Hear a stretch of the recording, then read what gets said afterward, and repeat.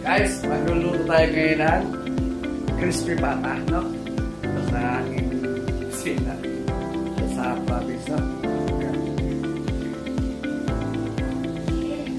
Crispy pata, no?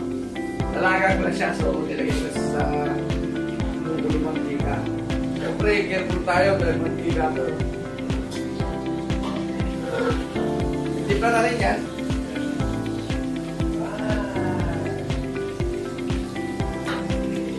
So, siyempre, mahina lang apoy para luto-luto talaga yan.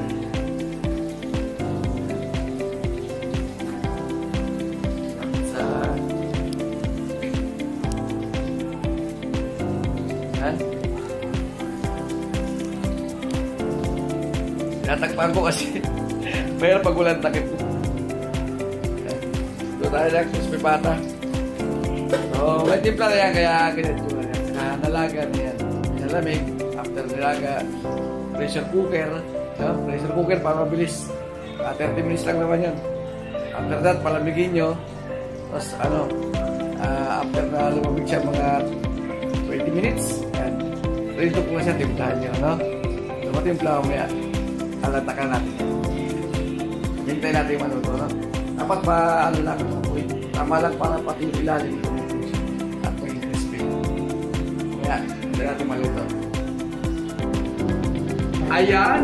Gagawa na ako ng sausawan ng ating sulata. Pero, yummy. Nilagyan ko ng pipino para tulog. Para maganda ng ating pipino, suka, toyo, suka. Luto ko muna siyempre suka para manilang. Para yung timpla, para yung version. Nilagyan ko na ng pipino, sibuyas at sibuyas. Ayan, para sa tayong sausawan. No? Kaya natin. Bagong luto. Crispy pata. Ayan, tumutulog pa. Bahat ka muna siyempre. Yummy. Try nyo magluto itong crispy pata. Madali lang naman. Kahit sino, kaya magluto ito. Dati lang. Mas mami sa paraan. Pressure cooker kayo. Madali magpalambot. Timpla nyo lang, habang pinapalamig. Kaya natin pipino. Alright. Alam ka lang, kain tayo.